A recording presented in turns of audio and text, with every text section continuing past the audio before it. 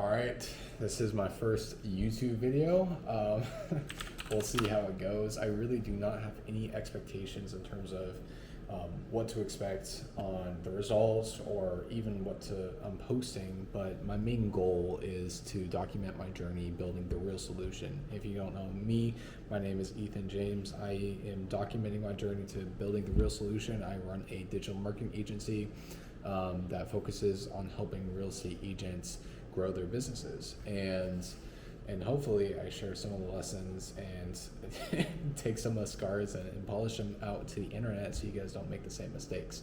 Now today I'm going to be talking about how you can, which is really interesting. I want to document business, but I'm kind of talking about something a little bit off of that, which I think that can help in both scenarios, is social anxiety. Now, that word gets thrown out a lot, especially in our generation, Generation Z or Generation X. I honestly don't really know, don't really care, but I do know that social anxiety has become a sort of a term that people say and people identify with, and kind of just label themselves with this.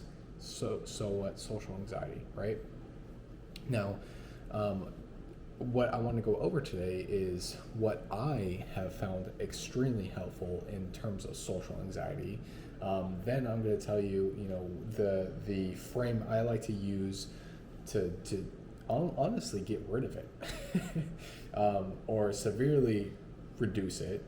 Then I'm going to tell you how to use it and then when to use it. Now, I want to get this straight out the gate. People say social anxiety. I really want you to think and reframe that as caring what other people think.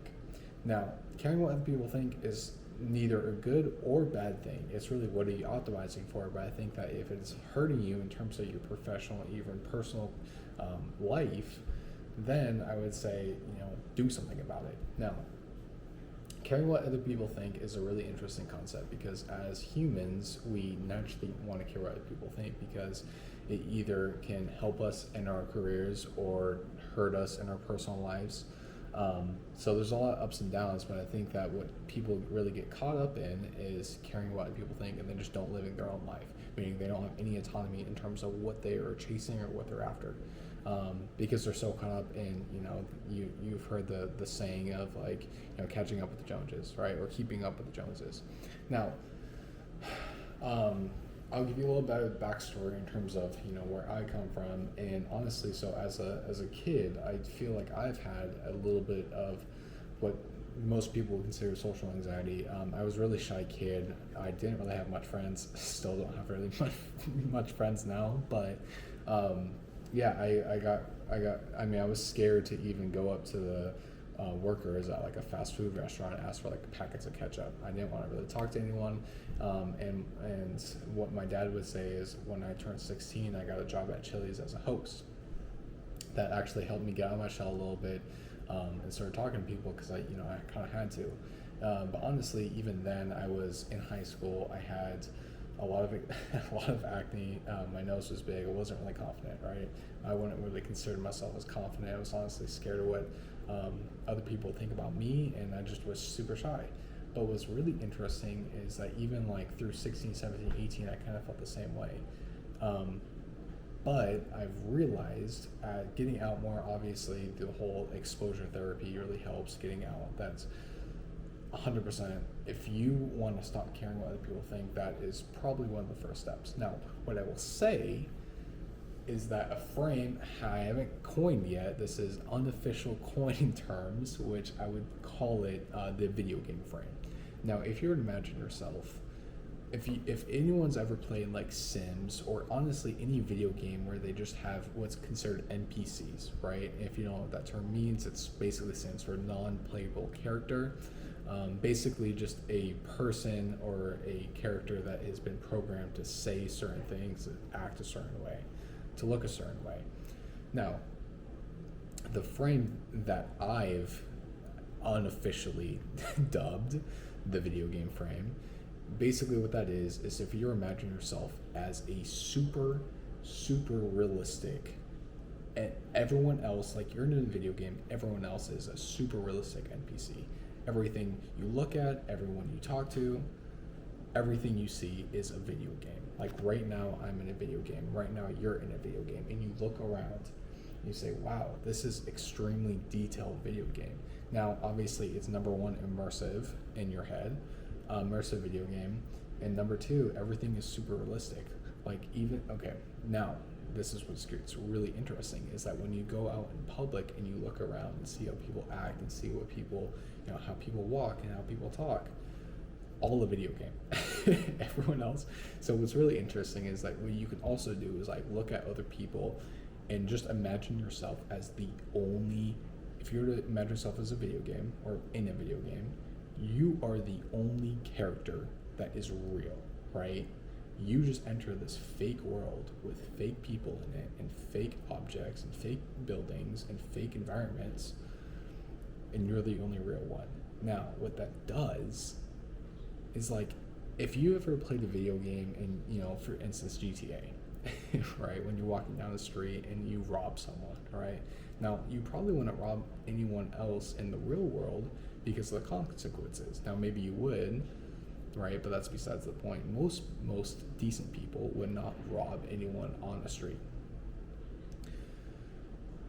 But if you imagine yourself in a video game, I'm not condoning anyone to rob. Please do not do anything bad. But what I will say though is that everyone has some sort of moral set, right? So everyone respects people, and obviously you know in the back of your mind that life is not a video game. But if you just act like it is, and what this really does is it shakes your entire viewpoint on life and says, hold on, wait a minute, that person, they may or may not be real, but it doesn't matter.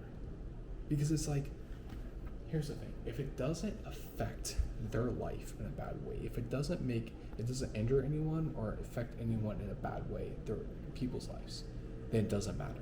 It doesn't matter what they think, doesn't matter what they say, because it's like, at that point, you have full autonomy in terms of your life and what you want to do. And I would give that so much power because it literally makes you a dangerous person.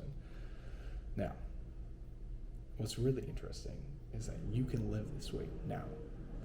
And so that's the frame. How to use it, I kind of went over that, is you basically just go out whenever you're feeling quote unquote anxious or whenever you're scared of what other people think, just think of them as an NPC. Like, their opinions don't matter. And you realize that you quite literally become quote unquote more confident because you realize that their opinions never matter to begin with. Beautiful. Second is when to use it. Well, I would say that the more the better. And whenever you're in a public setting, if you feel that people are watching you or people are like looking at you weird, or you're in a new environment, right? So for instance, I just moved to Miami. This is like my third day here. I went to a place called Coconut Grove, walked down the street, and like you realize that when you walk down the street and these people are on their own journeys, right? They're on their own lives, they're on their own worlds pretty much. And what you can do is just observe that and be like, wow. So it doesn't matter whether you're religious or not, but like if you were to think about life as a video game that God created, and you look at this and you're like, you can do this for people, and you can also do this for just objects in general, and just like realize how beautiful life is. Because when you start looking around and you see how people interact, you're like, wow, God created an amazing video game, extremely hyper realistic video game, and what that has done for me, it's quite literally insane in terms of what that resulted in, and has brought me throughout my couple years of discovering that frame. So if you want, try out the video game frame. I hope that was helpful. I hope that you got some use out of it, and I'm still perfecting it. But there's just one thing, guys, the frame has super helped me, and I don't know, I haven't really heard anyone talking about that frame, so let me know, try it out, see how it's served you in the environment of the social world, and even, you know, in terms of business, whether you're networking with someone, whether you're on a sales call one-on-one, it really does not matter if you think about this person as a quote-unquote NPC. Now, obviously, a very, very intelligent NPC according to video game standards, but NPC nonetheless. Then you realize their opinions never mattered to begin with. So